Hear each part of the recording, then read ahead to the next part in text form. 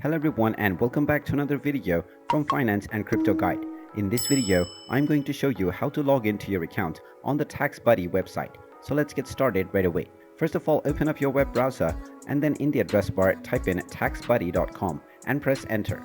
You will now be taken into the official Taxbuddy website, from which if you already have an account, you can click on the login button at the top right corner and you will be taken into the login portal. Now once you're within this page, you will be asked to enter your phone number.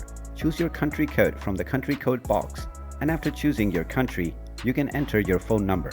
After typing in your phone number, click on the sign in button and you will be asked to enter the login code that has been sent into your phone.